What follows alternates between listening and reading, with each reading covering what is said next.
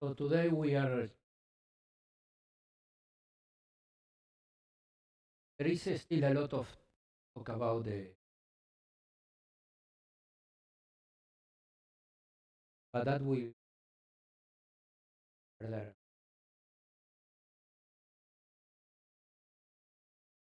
other.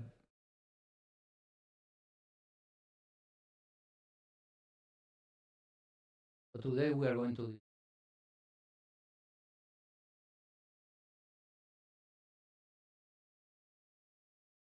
follow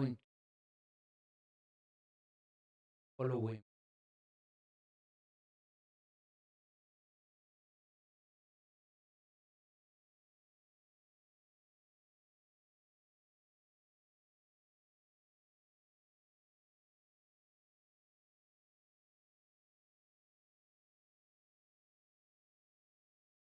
So we'll be working with parabolic equations. The definition of parabolic equations uh, larger than the one that basically comes from some comes with second order lower order where this metric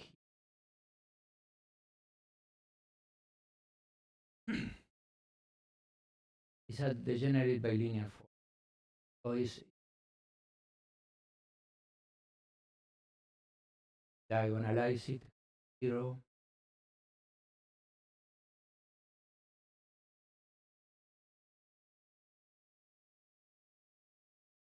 There is a 0. So then when we look at the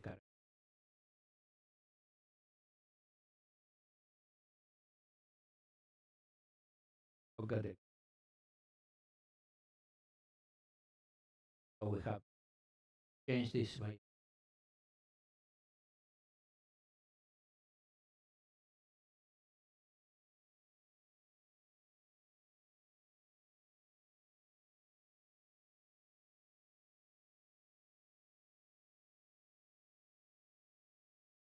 say this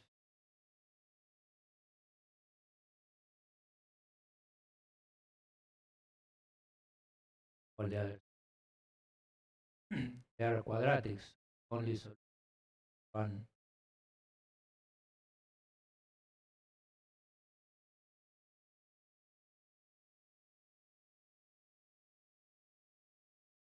So this is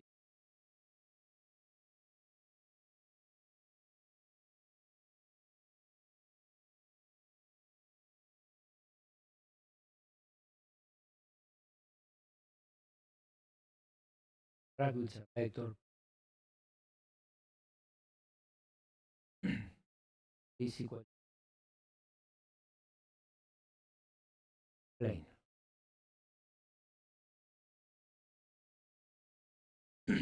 And so the cone is a plane. But how do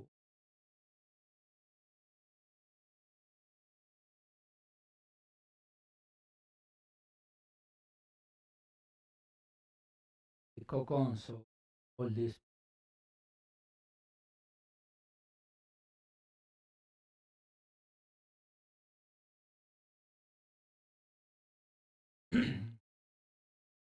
cone is a statistics cocon.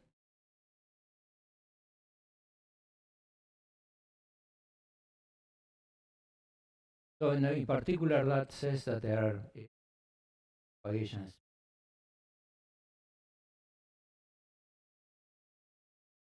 You can travel as fast as since the field is space. If you point here, the dependence point on the full surface.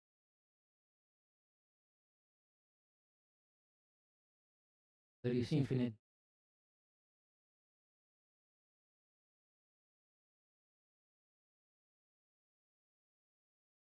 Even more, see that suppose you have a here one gives data cases gives data the surface sigma.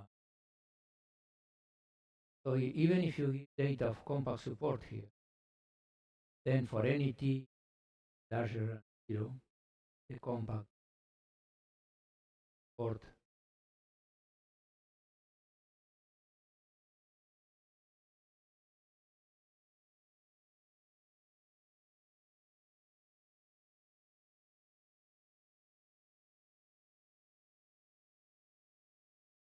extends to, but at some other time here and look. So here some initial data f port of f compact bounded port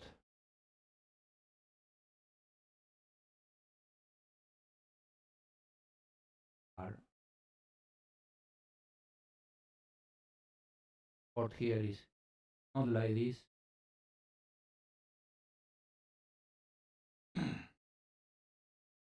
So that makes the theories very unphysical.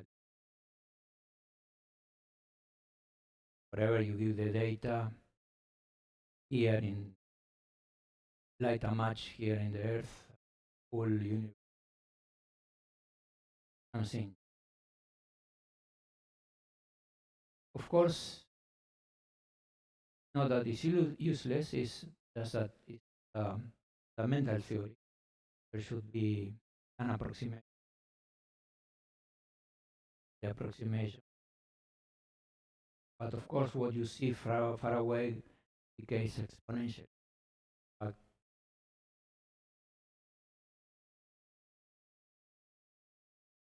it's some approximation.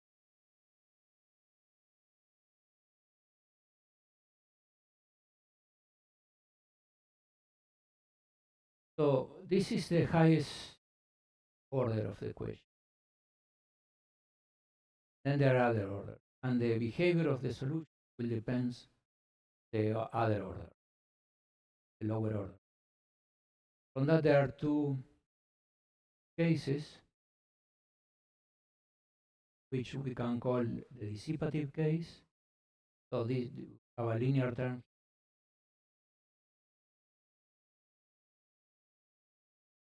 So in the ij I larger than. So we interpret this as time and this as space. And in that case, is the heat equation.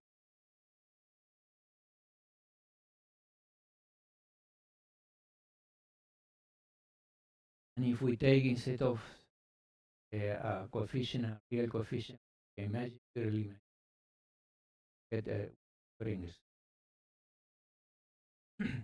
And they behave very differently. This is dissipative. Here have some cell data. On evolution, this data tends to get small. While if you have data here for the data will travel that way. But they can have a very large speed, as large as you, according to the frequency. So these are the two with the same principal part. So the part is lower order. Here, if we add some other term, this case we can add some other terms. For instance, we can add term this,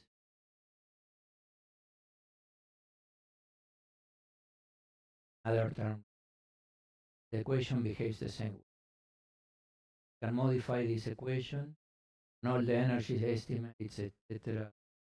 Okay, the solutions behave more or less.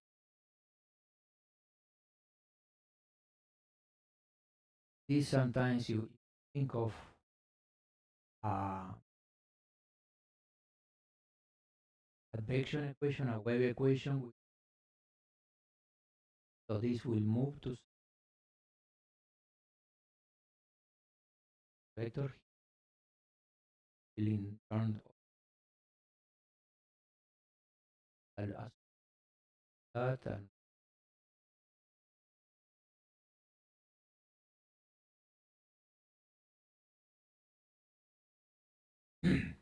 here there is a Galilean invariance. So always the velocity.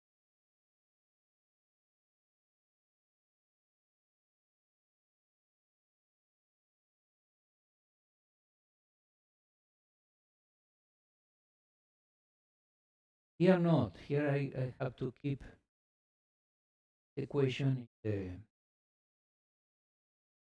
operator has to be Hermitian.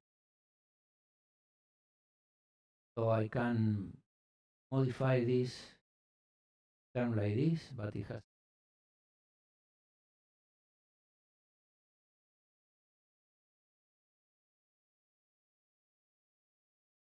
real and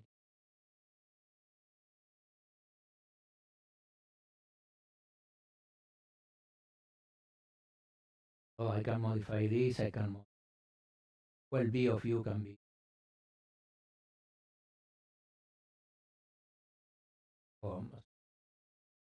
I can put any function x, but you can have since.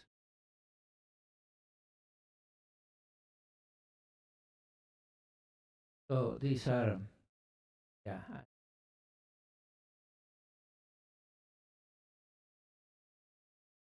So we keep it linear. There are non-linear cases. Okay. So today we are going to treat the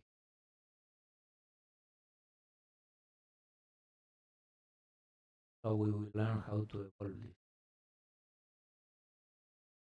During this equation, I will defer the treat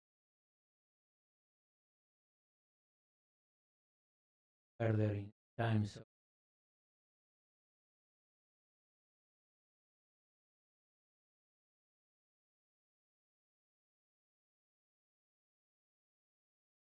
But you can try.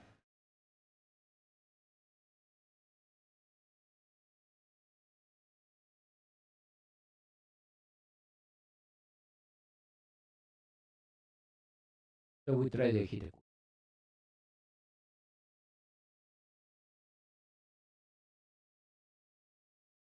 So we are going to write in.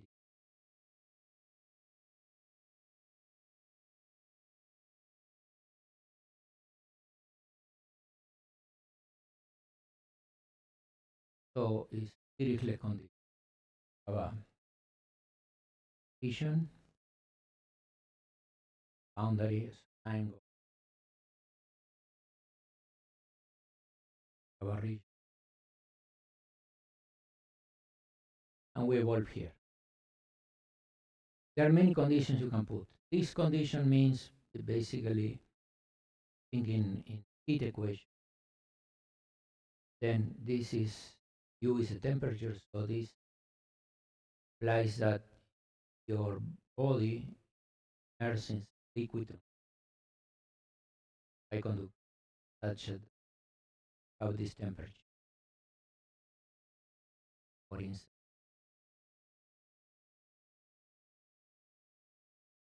from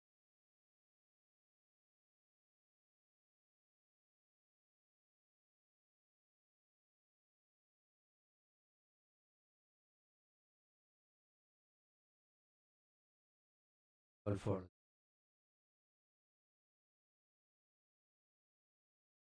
ice here and the temperature here.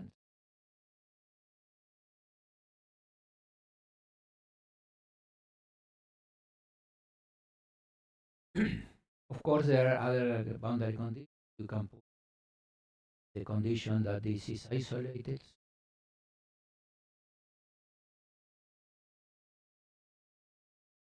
Typically,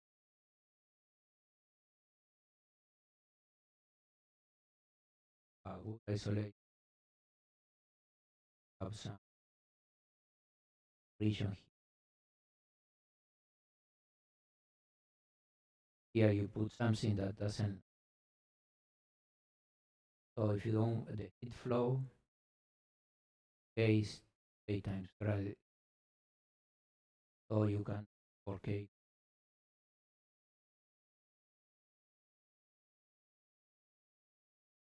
That will mean that you are not allowed. Or you can put say, okay, no, I have a material here,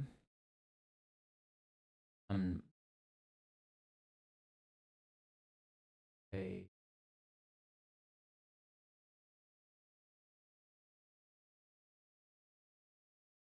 have a material here, here that it allows some heat flow to go. Additional the difference in temperature is proportional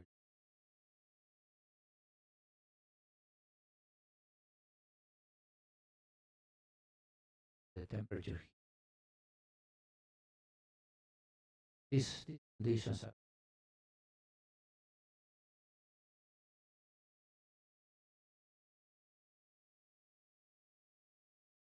we will check later. But for the moment, we can.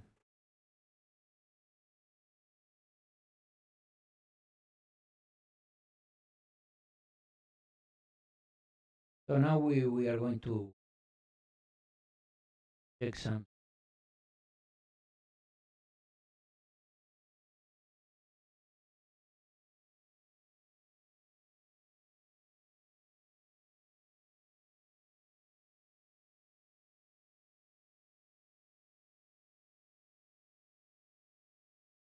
So first we can solve it for the simplest case, namely a case where we have a one dimension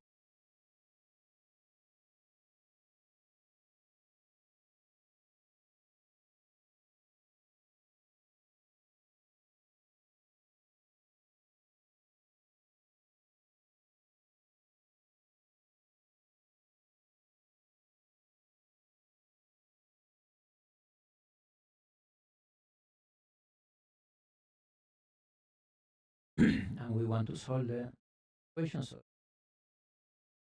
we absorb K, just change it. So and we here we can go to Fourier transform, right?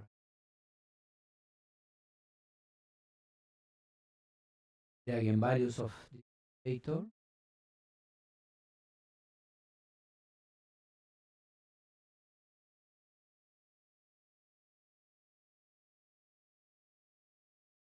values.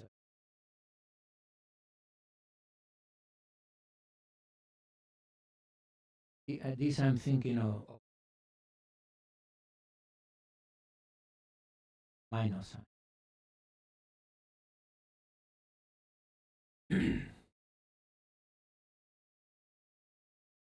I'm just looking at. We have these values. Or for instance, because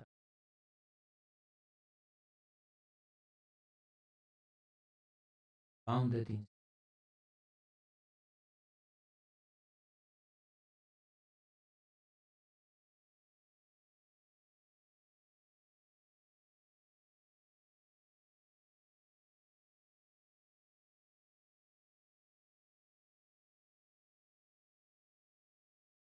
This is a solution for this initial data.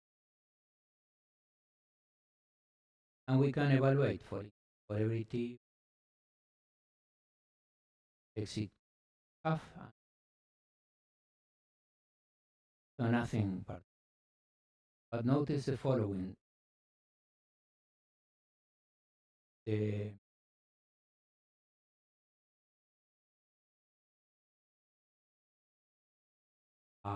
if t is larger than 0, this term is negative. So this thing goes to 0. Every term goes to 0. While if n is negative, this thing is positive. So this grows like n squared. This term goes to infinity. So the solution at this finite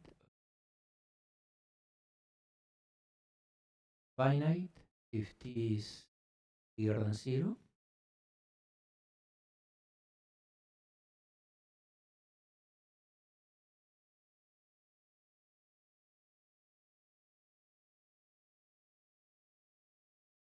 Is less than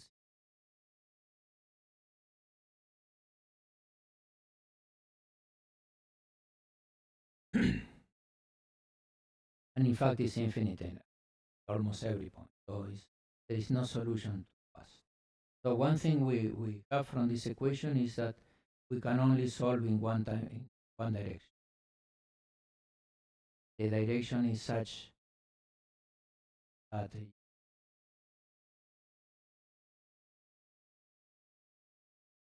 equation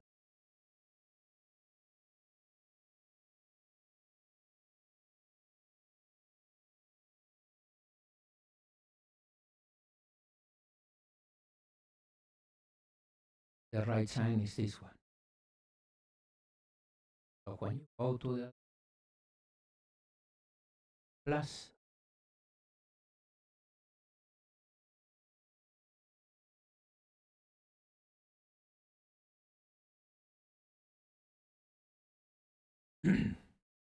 so this is the sign for t.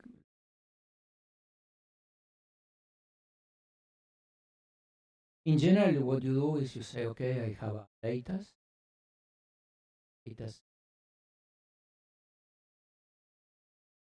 Of data, I write the data in the eigen, and then the solution. So I can go solve this.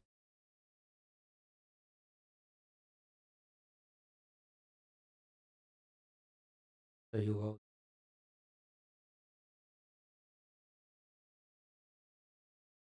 And this solution is, okay, suppose that this was the conversion. This series is also going to be conversion. This term here is smaller.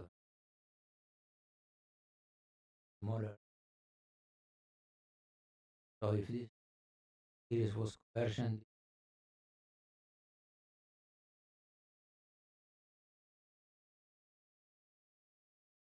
so we have solutions for all time positive. We are going to discuss it more.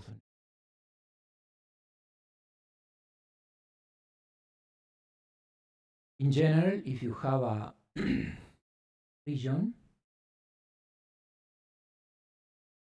for solving the problem,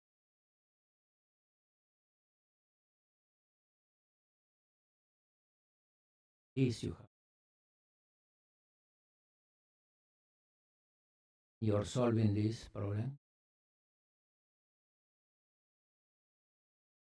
No change in the sigma is.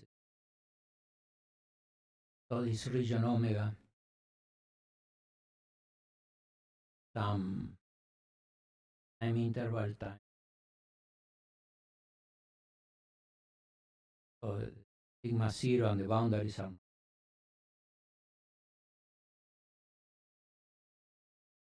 So if you have in this situation, you find the eigenbase, whatever it is. There is a problem, theorem that we are going to prove But the elliptic equation that says whenever you have a Laplace, el factor.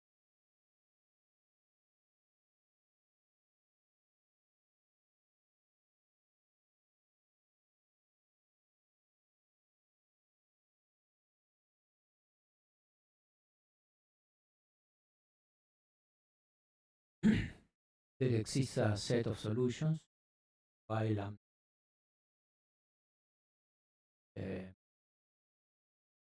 with lambda I going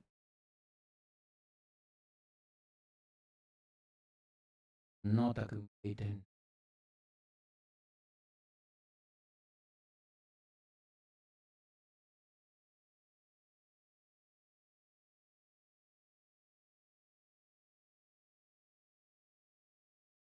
Zero. Near zero could be an eigenvector. Any other one it will be at.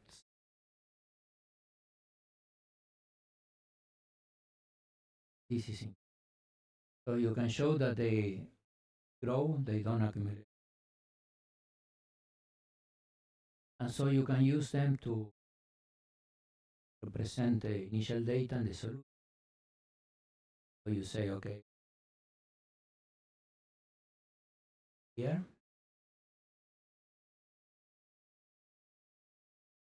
linear combination.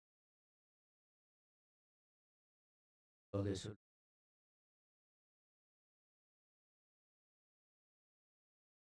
So these coefficients depends on time.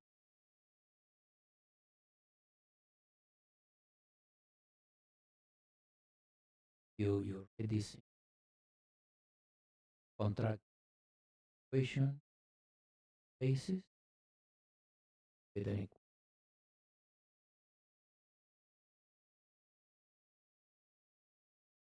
element.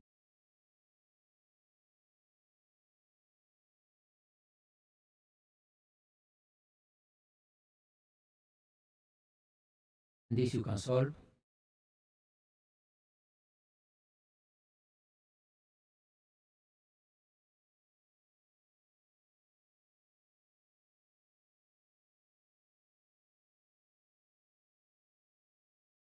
This case, think about. You can take it. So this solve this and the generate the solution.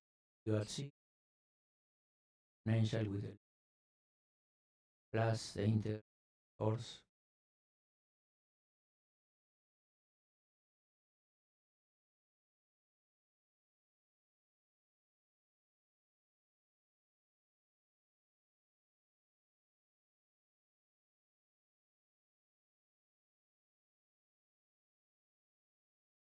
And so if we take the initial data, the solution function, initial data,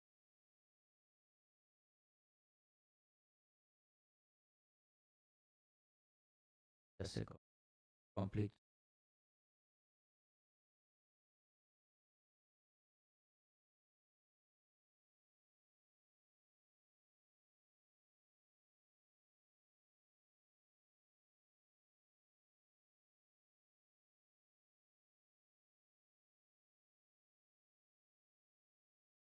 So now we are going to analyze this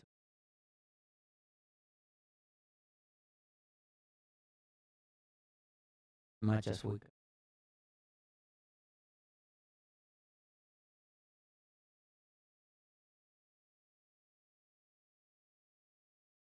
And then we are general energy native variable efficiency.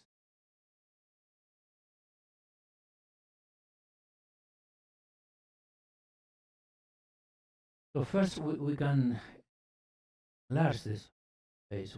Okay, we take F to be L2.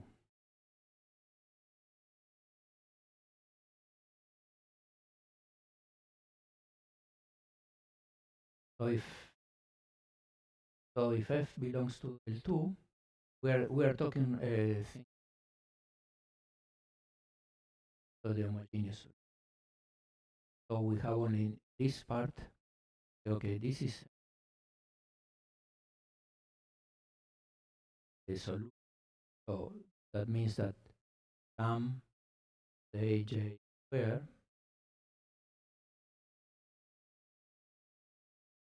and thus the sum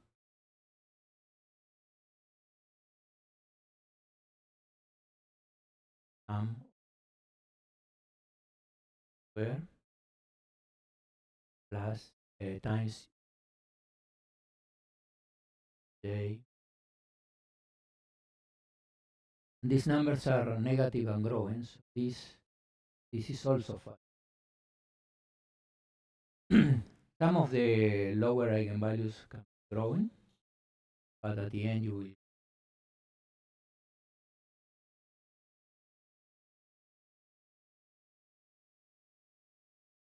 so negative, so that part will. So this sum there might be as part of the sum that is going, but at the end for some chain be decaying finite.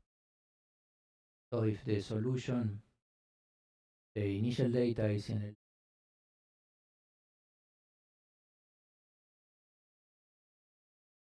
and of course you can say, okay, suppose my solution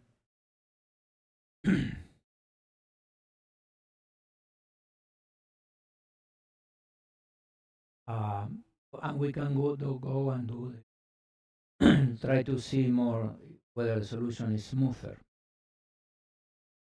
and that will be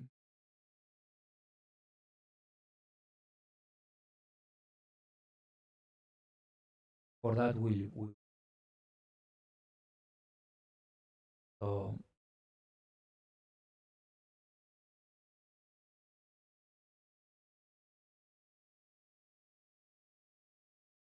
so our base, you can show that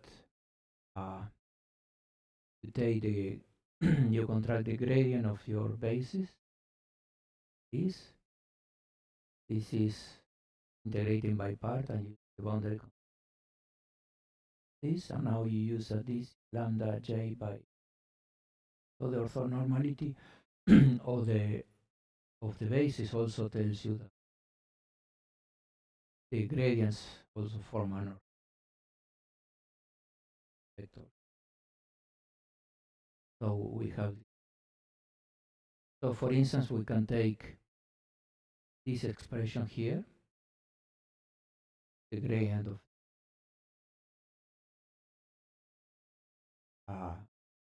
on each one of them in the basis. So you get this in here, efficiency. So this is just use expression lambda.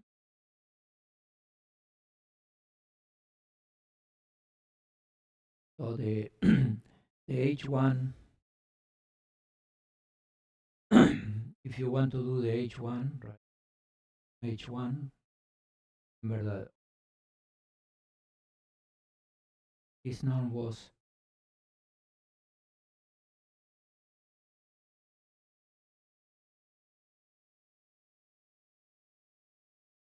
the integral of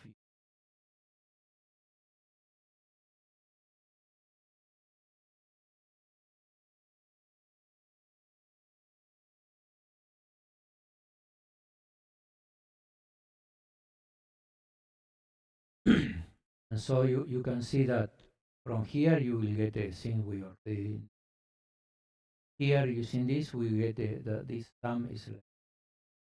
So this is growing, but this is with an exponential.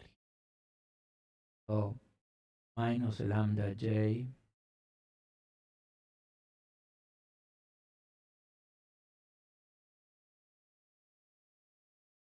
e. These lambda j's are all negative, so this goes to 0 for t larger and very fast, exponentially fast. So this also converges. Okay? And in fact, you can take the HM space for any M, take the HM space,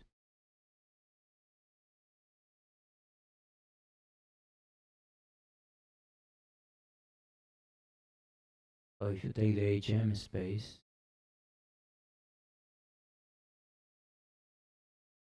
arming where in the HM space will be something sum.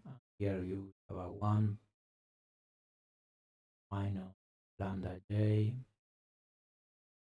plus lambda j squared from second on to lambda j to some constant. So this thing times e to the lambda j is t. So if all these coefficients times, of course, f j. So all these coefficients are bounded, decay for lambda j big, for t bigger than 0. So conclude that the solution belongs hm for any.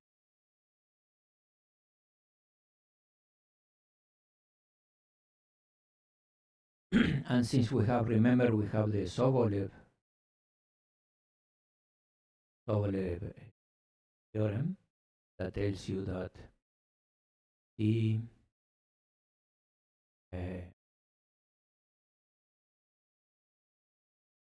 hm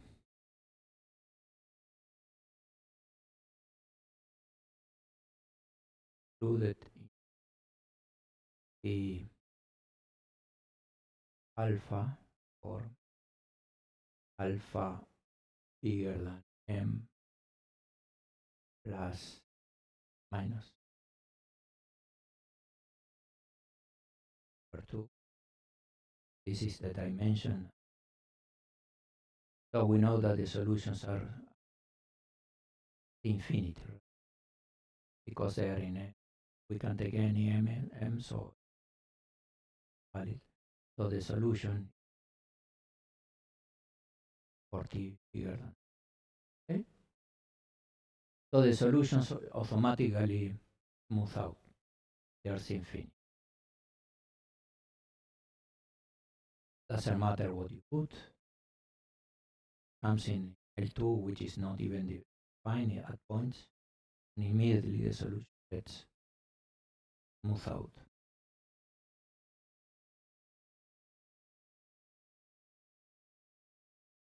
And even more, you can prove that since the coefficients decay exponentially, okay, here, you can show that the solution is analytic, to analytic.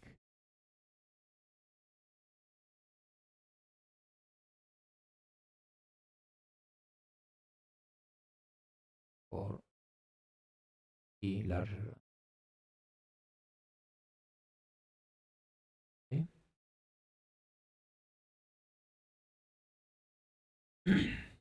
For any t, and since also notice that since we are solving this equation, if the u becomes infinity, then in a space, u also is infinity in time because we are solving this.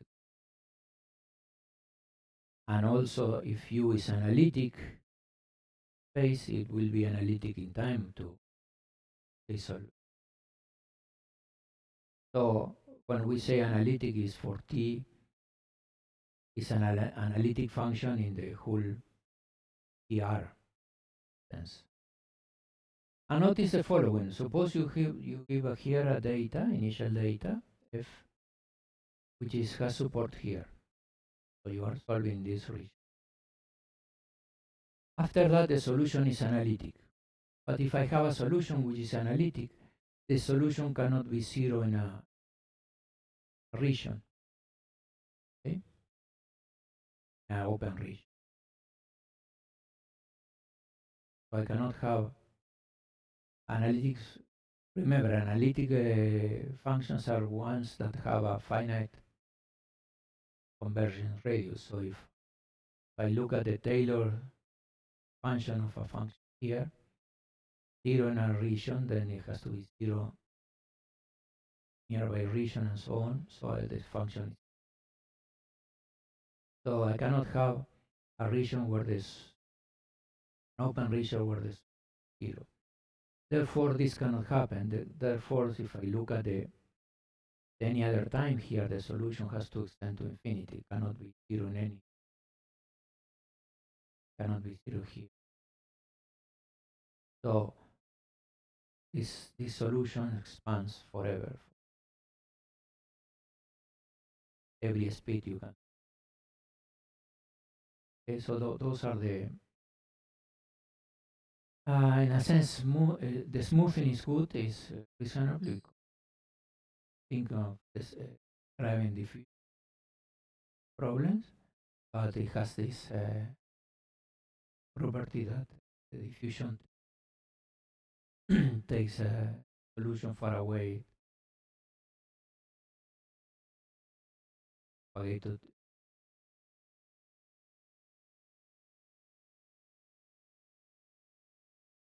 Questions so far?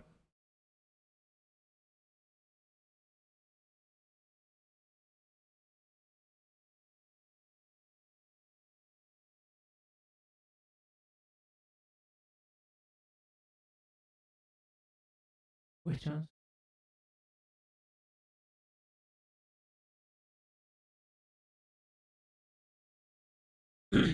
Okay.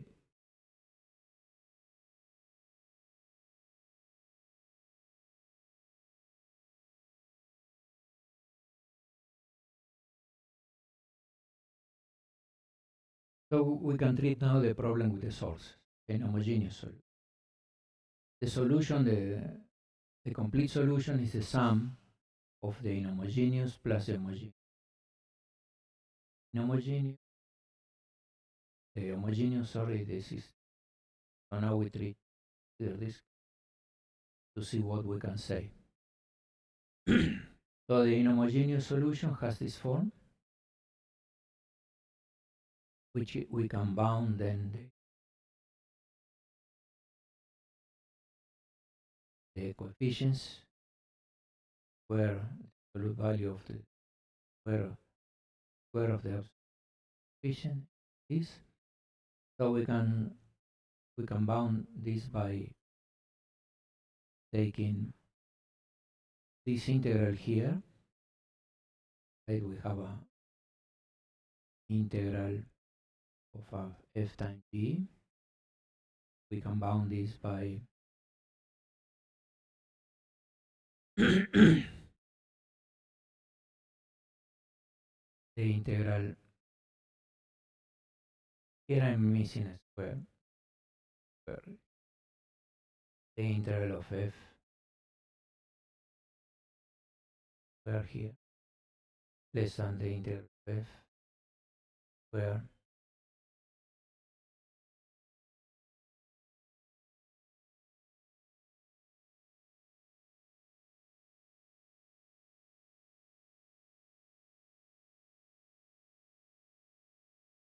I'm using theorem to here this, and this integral I'm just doing the integral which is this value here, this, and so I'm just working out.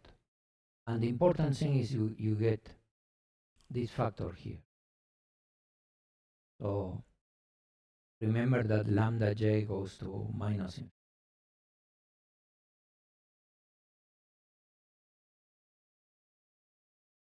A problem with the sign. Positive. Yes, taking there is a minus.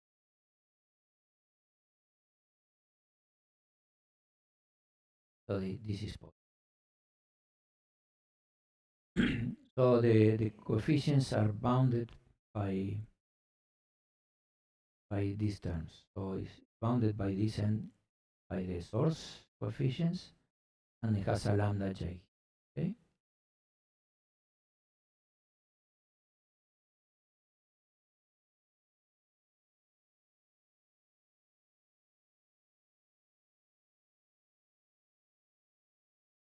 So for instance, if we assume that lambda, that rho is in L2 in time and space, so this norm is finite.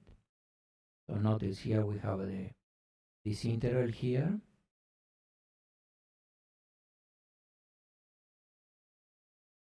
Integral here in the and sum over all the coefficients.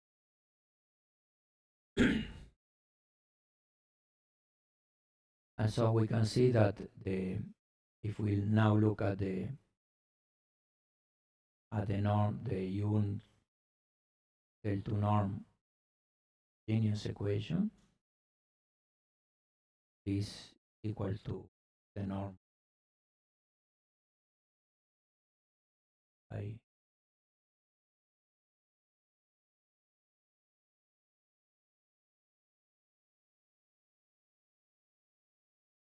to this sum. This sum is less or equal to this sum here. Okay.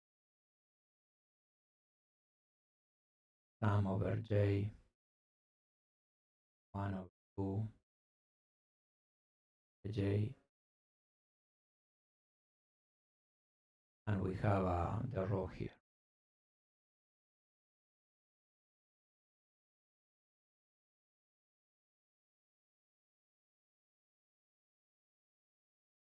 E. And so if this were finite here, then this is even more, this is smaller because this lambda j go to infinity. Okay?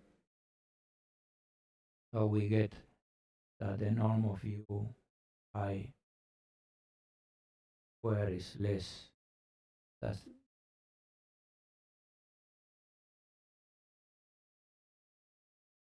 and we can see that we can bound, even we can bound, because this lambda here, we can bound this one.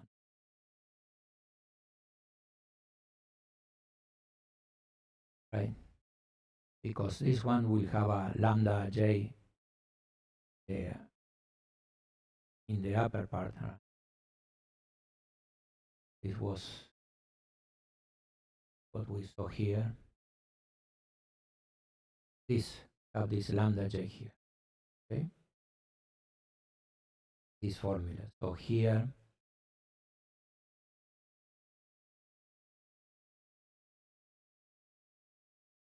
it will tell me that this lambda j on the other formula with this one will go away, and then it will tell me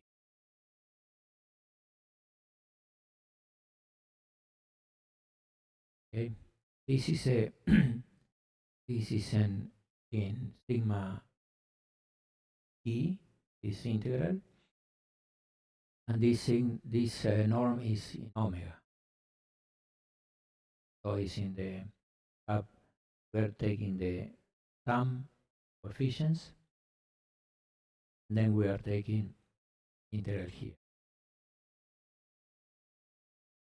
So if we use the Plancherel identity to relate this to the two norms, this is the integral between 0 and t, the integral over surface sigma t of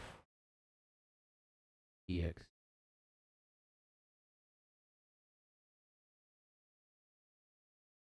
Then I put this one.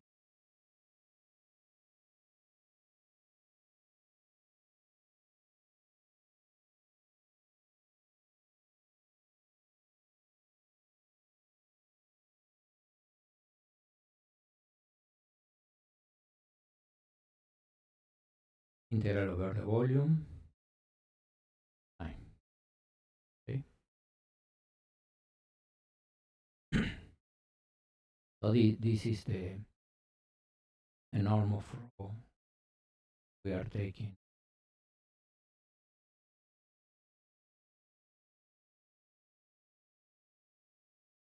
So we have this sort of results. Okay.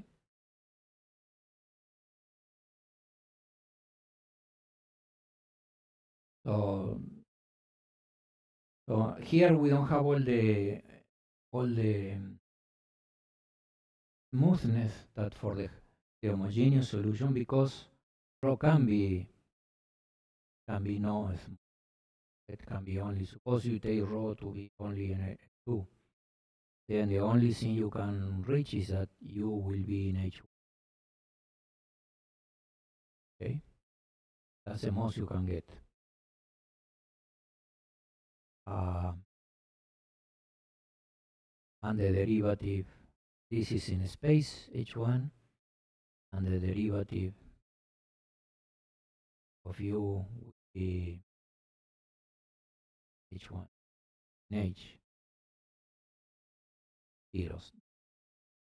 Okay, you cannot expect more than this because this can be bad all the time. Your equation will try to smooth it out, but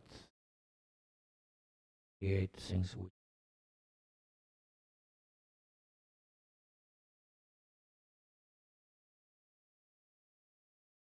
also, if you allow for boundary conditions, continuous, then also you can get things which try to enter the region. But in that case, suppose you have that, now you put some value here. Very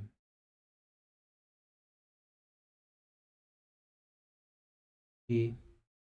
Then here you can put a G which is very bad boundary, but the solution inside will be smooth. So even when you have this in the boundary, as soon as you enter the region, it will smooth out. Here not, because the rho is creating some u all over the place, and if this rho is not smooth, it creates something which at the moment is not smooth, then it will become smooth. Okay?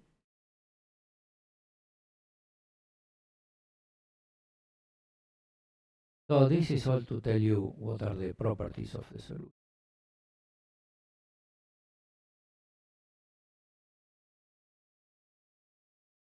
And in general, since it's so smooth, it's easy to solve numerically with some complications I will see, but generally you can solve it numerically. But before going to the numerical part, let me talk about uniqueness and the maximum theorem, which are very interesting results. So let me take a break. We continue at 10:15. Okay. Questions?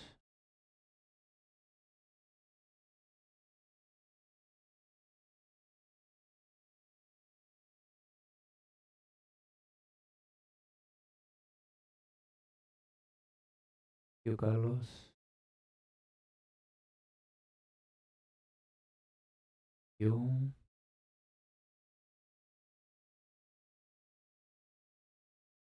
Okay, we continue at 10:15. Now we are going to do maximum principle. This part is in the book. This part that the other parts are some in the book, and then I will put this. I will post this thing in the web. It's not. Once I correct many things which are wrong. Okay, we'll stop now.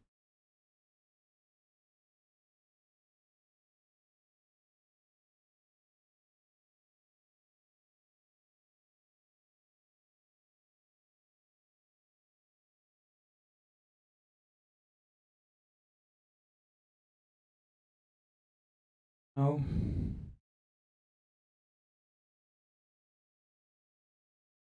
can you hear me?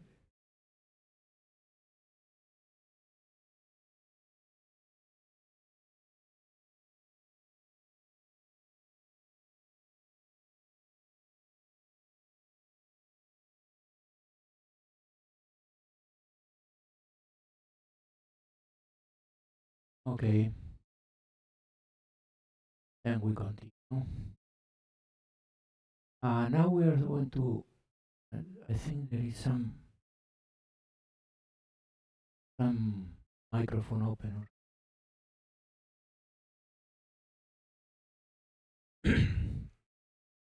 Because I'm.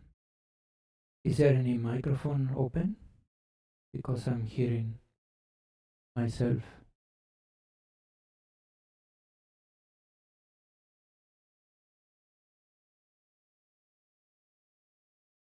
Okay. So we are going to look now at the maximum. With this, we are going to prove unique. So this is a theorem for the Laplacian. So we are going to see it when we look at the elliptic equations. We are going to see again, but here we'll see in detail. So the theorem is the following. Suppose that you have a function, Laplacian is negative, and it's twice differentiable, so this is a classical. Then the maximum of u, the sigma 0, is attained at the boundary. So the draw is following. Our region where u is this theorem tells you that this is a region sigma 0. The sigma 0 closure with the bar is a closure, so it's sigma 0 with all the points in boundary, every point inside. And it says that the boundary, the maximum is on the boundary. Okay? So you think of that that means for equilibrium that if you are thinking in this solution of this equation with f negative, with f positive, it means that this represents, you put a membrane here and you push down, right? So you push down this membrane. So the solution, when you push it down, it will be like this. So the maximum will be in the bound. That's the reasoning. So that will help you to remember if you are looking at the equilibrium position like this, in which direction does the force goes, okay, and goes down. So positive is a force going in this direction. Okay.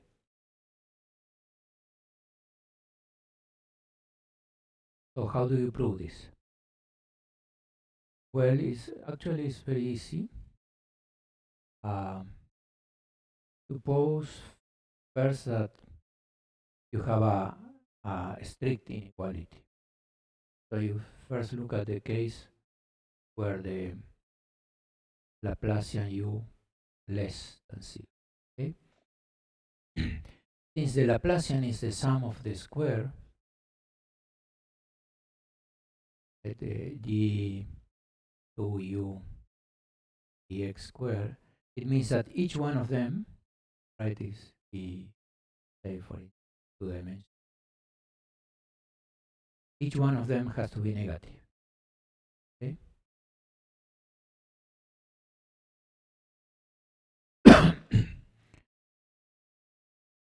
and from that you get that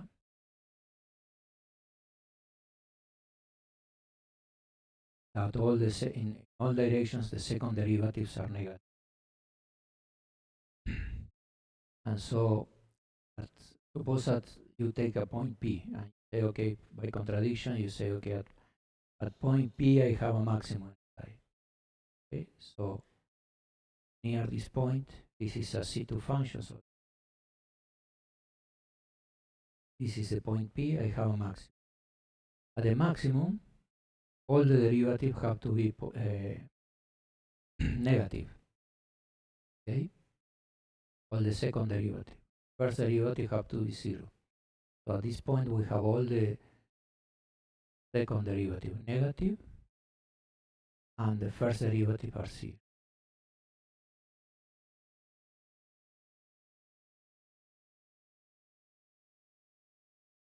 Right? Therefore, the Laplacian, which is a sum of second derivative, has to be also negative. Has to be also negative. Oh, sorry, I mean, here nobody is complaining. We complain this. Okay, so I assume this first. Then I look for contradiction. Say, okay, suppose that there is an internal point where there is a maximum. So since the maximum is a smooth function, we're in this situation. So at this point, the first derivatives are 0. The second derivative are negative, so that we have a quadratic form, quadratic expression here. So around this point, we have this property. But this, since all the second derivative are negative, the first derivative are 0, this cannot be. This has to be negative or 0. Okay? Is it clear? How you prove it?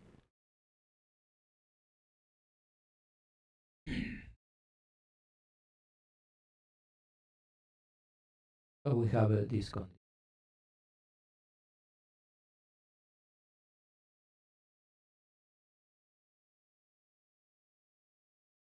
Notice in fact, notice that one usually uses the Laplacian of u as GAB grad A grad B u.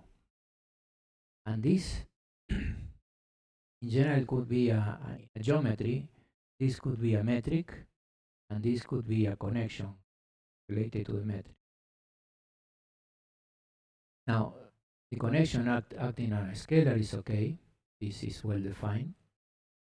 But here, different connections will give me different terms. Like, for instance, if I take one connection, this is a calculation with one connection.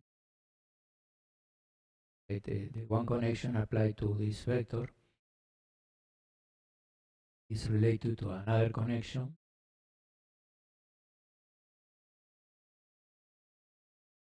by a tensor.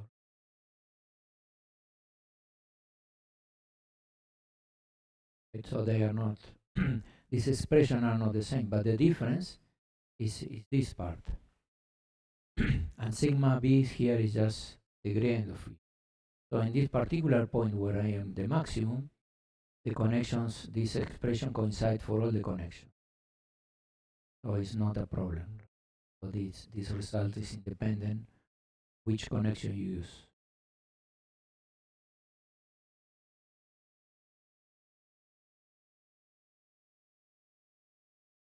Because first derivatives are 0 there. So now, since now we have established it for delta u bigger than 0. Now we want to look for the case where I have equal. And for that, what we do is the following. We take the function u equals to norm of x squared. So Laplacian of u, forgetting about lower order terms, is just 2. And so we now look at this. Since this was less or equal to 0 and this is the Laplacian of b is positive, this is going to be positive for our epsilon bigger than 0. Okay? So now we are in the case before, so we get from previous result that the maximum of this function is in the boundary. Okay?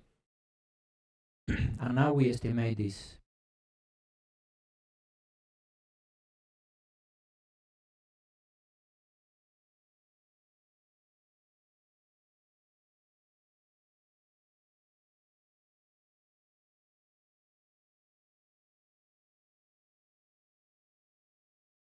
We estimate this.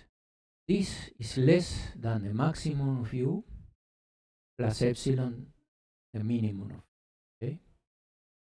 So we are taking this smallest thing we have, because this is positive. So the smallest thing this can be is when this is the maximum and this is a, and the other side I can estimate this by the maximum of u sigma naught times epsilon times the maximum of b. So we get this relation. And this is a number, and this is another number. So now I can take epsilon going to 0, because this is true for any epsilon. So in the limit, I will get the relation with this, without this term. So this goes to 0, and this goes to 0, and so I get the maximum of u sigma naught is less equal of u, the boundary. Okay?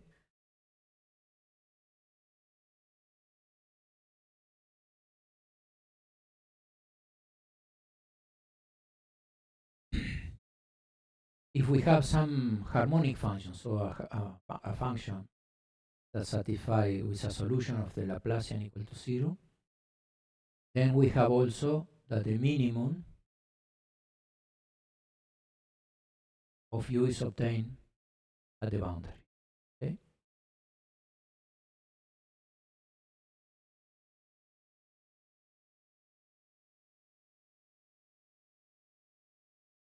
So, for instance, one dimension solution of the Laplacian is straight line.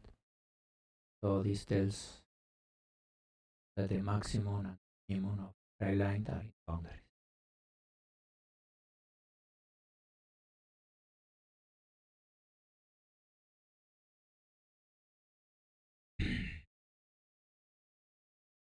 So why is nice this theorem? Because you can prove uniqueness very easy for Dirichlet problem. Suppose we have this problem here. Find this Laplacian of u equal to rho in region with this boundary condition. Find it. Suppose that you have two solutions which are C2. Then you look at the difference between the solution 1, solution 2.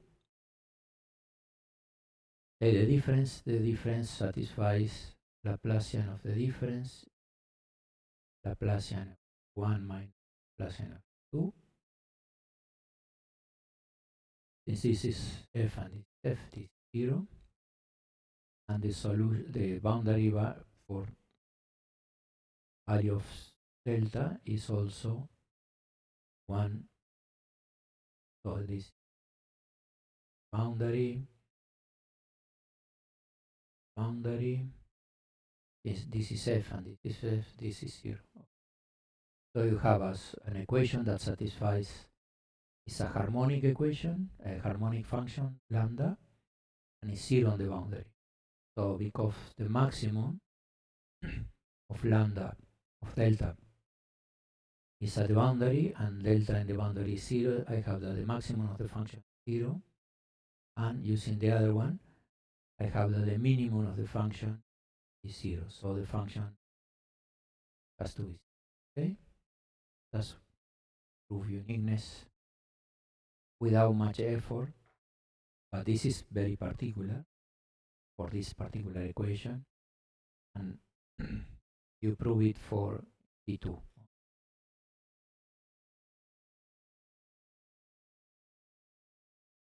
Of course, you can extend this for things like that.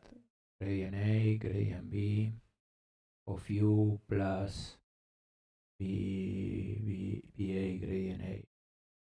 Okay? All these equations. And you can add some other term. But this you have to be careful that it has to be C times U.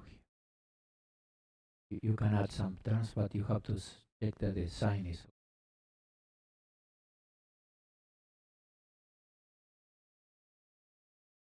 So there are many things you try.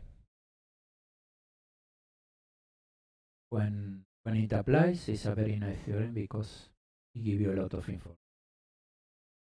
But of course, we are dealing with C2 solution, classical solution. What happens with the heat equation? Can we obtain uniqueness with this principle for the heat equation? The answer to that is yes. So now you look at the similar problem for the heat equation.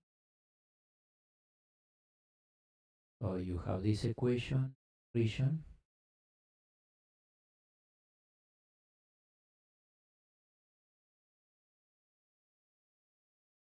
Like this region.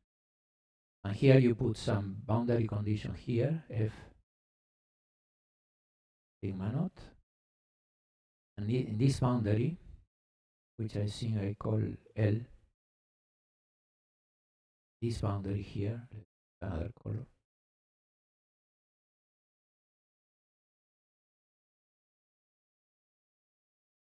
This boundary here.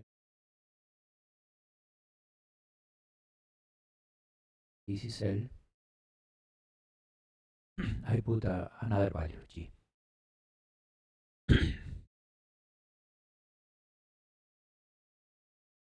And you assume that F and G are continuous. And the U is C1 in time and C2 in space, so that we are in the. In this case, you have the following lemma. If U is in these spaces and is continuing including the region of the boundary, so the omega region is the whole region. So omega is, which is the product of many copies of sigma.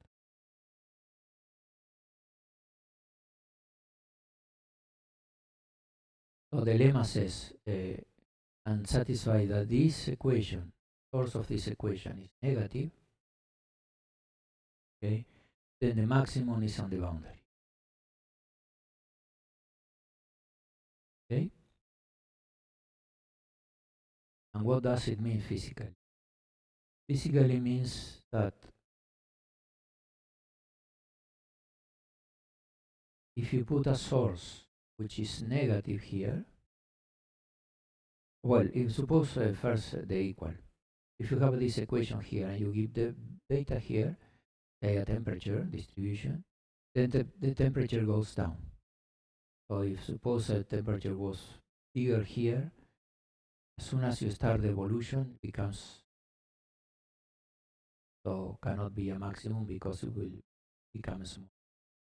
The same, if you put some data with some bigger temperature here, the temperature will tend to decrease. So the temperature is decreasing okay? And if you have a negative source, means that you are taking out heat, so the temperature goes down. Okay? So again, you are not putting temperature. If you put temperature, so if you put an F positive here, say you put energy into the system, then at some point you can come without any temperature, constant say, here you increase the temperature and then it will decrease again. But there will be some temperature in. That's how it works. That's the physical intuition of. So we want to show that the maximum of the temperature in all this region is in the boundary. But here notice that is a d prime omega. So the boundary, this d prime omega is L union sigma 0 without the top. This is not, this is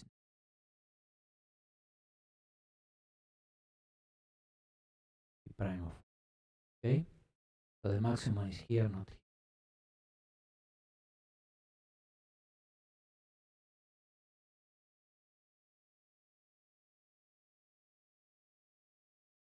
So let's see how do we prove this.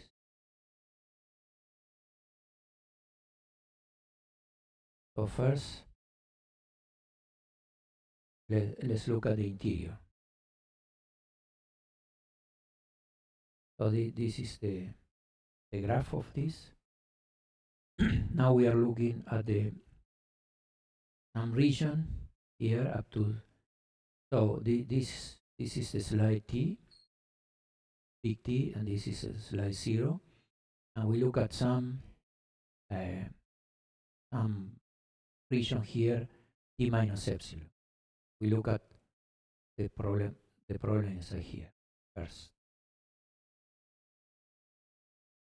So we take this epsilon, we take omega of epsilon to be, this plot will be this region, okay? All the volume here between these two disks.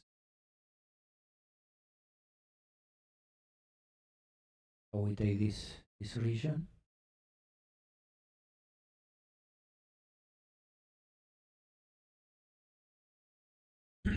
and we will assume by contradiction again that there is a point in this region where we obtain them. Okay?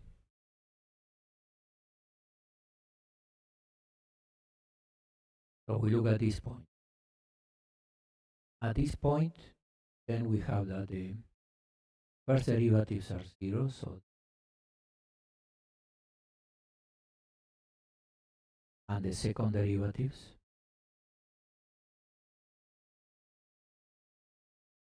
are negative.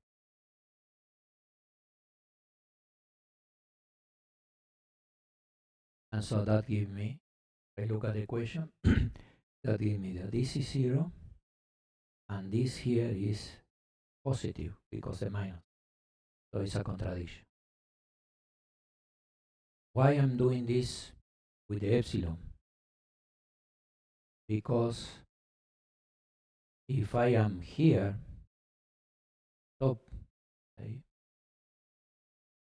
point here in the top, right now this, then here this can be a maximum, but I cannot conclude that the u dt is 0 because I am the boundary. Okay, so the thing I can conclude here is only that this thing is positive because this has to be growing, or either is 0 or is positive. So I have this condition. Okay.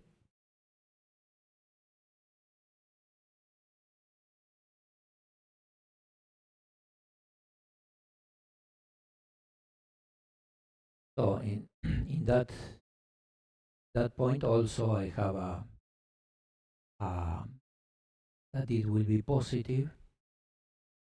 Those are negative, therefore this will be positive. So but so we go by step. So first we conclude this thing in the interior. The maximum of u, the whole omega epsilon region is attained in the boundary.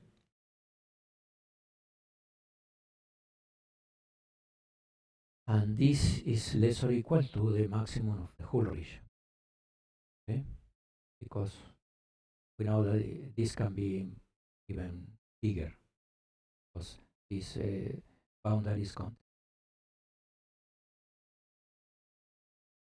And so we now look at the limit epsilon going to 0, and since we have this limit, we have the maximum u and omega bar less than.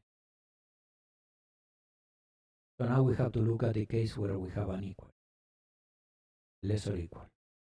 And so what we do is to use an auxiliary function.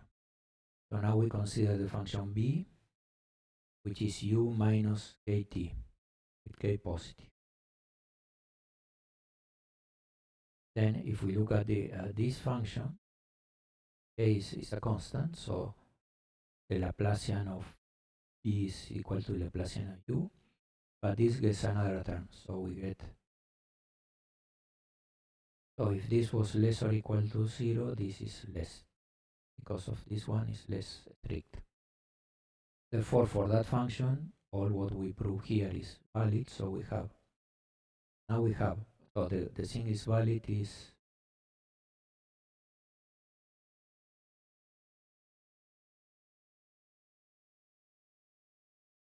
this, the thing is valid is that this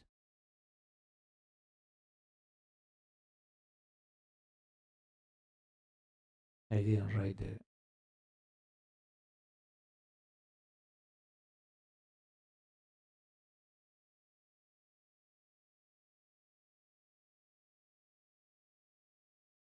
okay, yes, I didn't.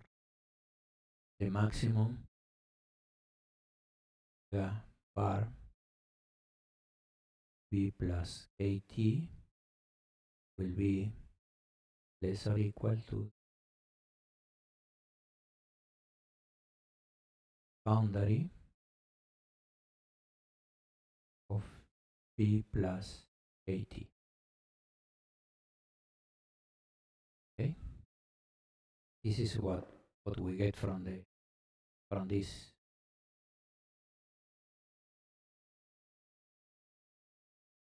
So now we say, okay, the maximum of u, because k and t are positive, is equals to the maximum emission of this, and this is less than the maximum of b plus kt, and then this is less than the maximum of b plus kt.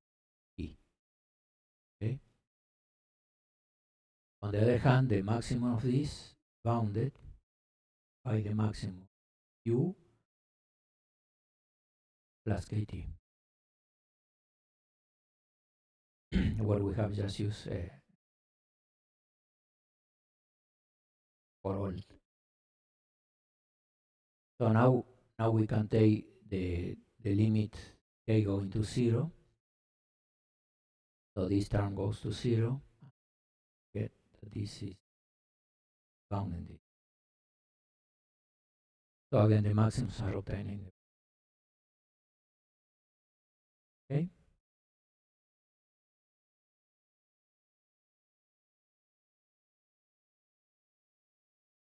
So we have this maximum.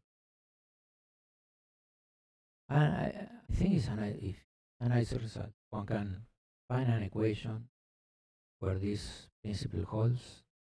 Very. And how do you prove then uniqueness for this equation? Okay. Well, in the same way, you say, okay, I have two solutions to this system. Delta 1, U1 and U2, so you take the difference. The difference satisfies the equation, the homogeneous equation.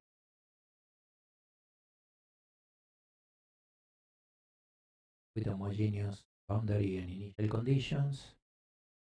So delta,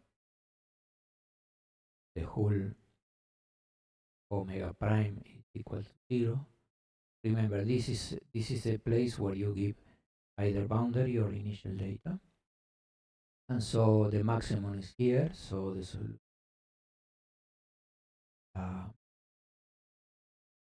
the maximum has to be less than the maximum, to be negative. And on the other hand, since we have this equality here, you also can prove that the maximum is attained, the minimum, sorry, so you complete the proof. So it's very easy to show that the solution is there. Very unique. And we show that the solution exists. We did this with the help of the basis. Here I'm using a partial t.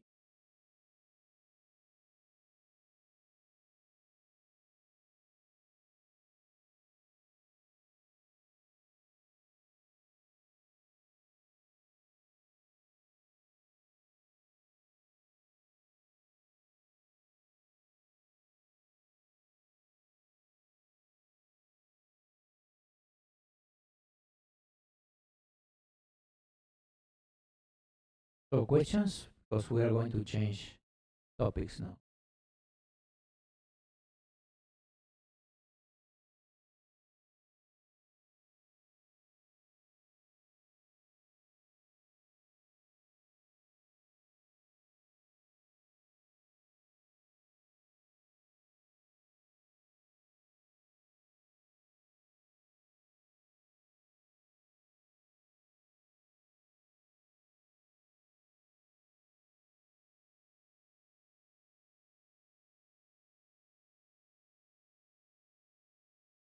Okay, question.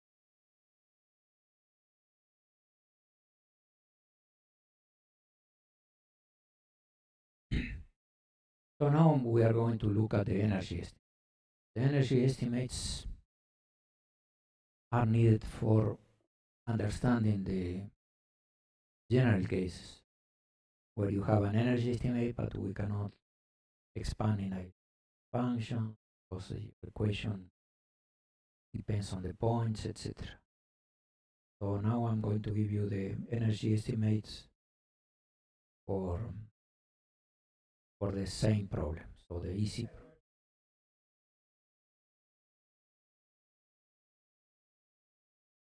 Okay.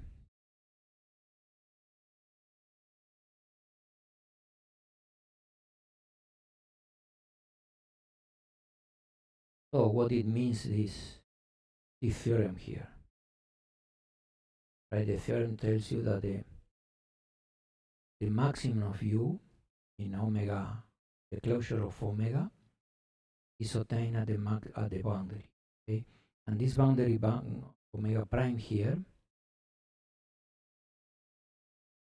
so is, I'll put it with red, this surface here and this surface.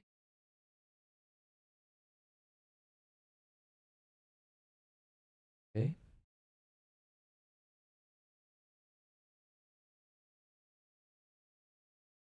All this, the cylinder. But the part, the upper part is not. This, this is not.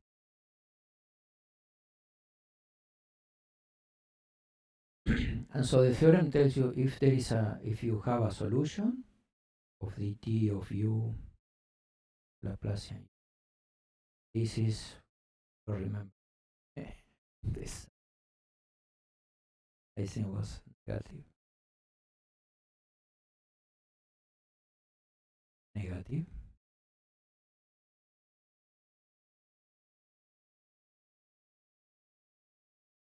Then the maximum is the boundary. Okay, and the reason is the following. Suppose first that is equal to 0. So there is no temperature flux inside. So there is no energy. You are not putting energy in the side of the sea. So the energy can come from data you put here or from data you put here. If you put, say, some energy distribution here, what happens is that the solution tries to smooth it out. Okay? The temperature will spread. So later on time, the temperature will be like this. So any peak you put here,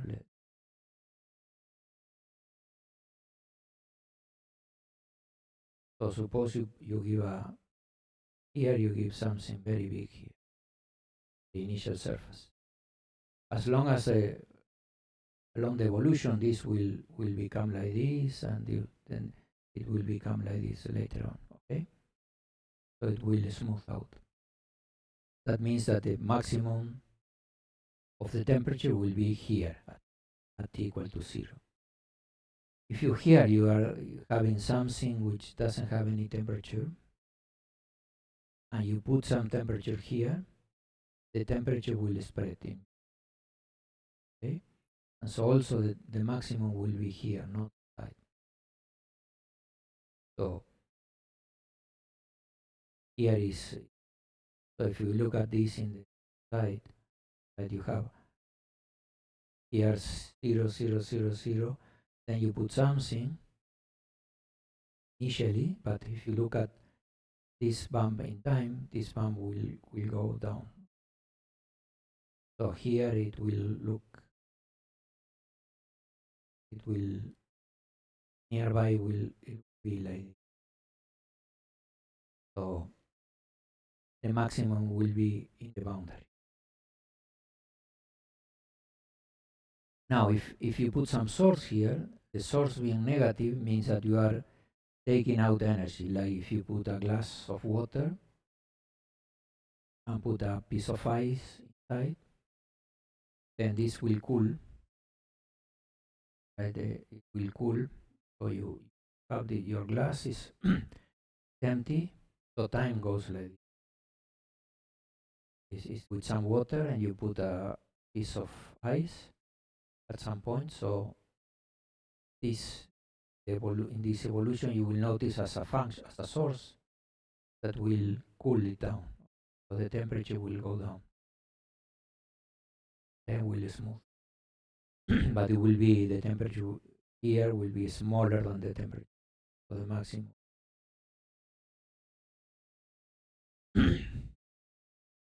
um,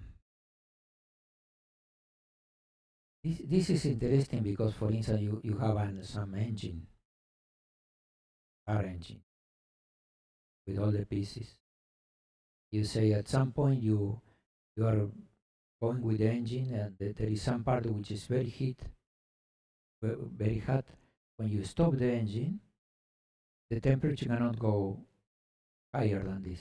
Will immediately stop going down.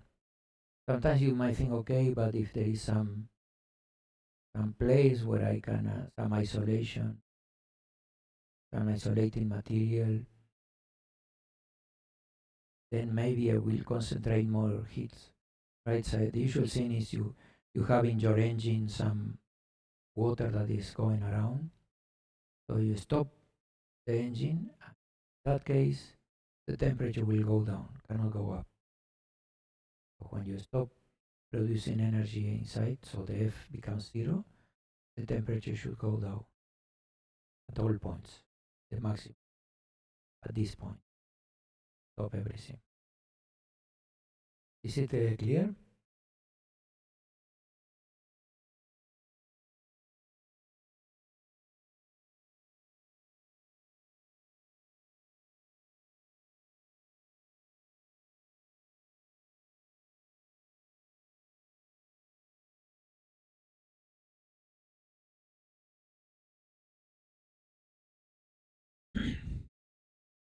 I think with all this equation, I think it's good to have the physical intuition handy because usually works well.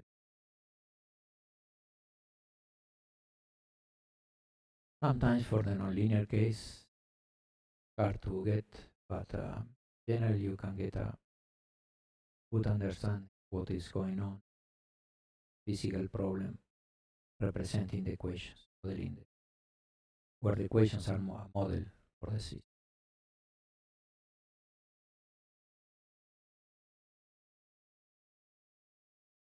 So now we are going to look at the energy estimate.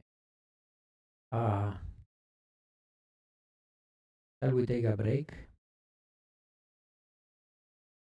Yeah, let's take a 10 minutes because this part is, there is an easy part, but then becomes a bit complicated. So I want that we are all with energy for this. So 10, 11, 10. Continue.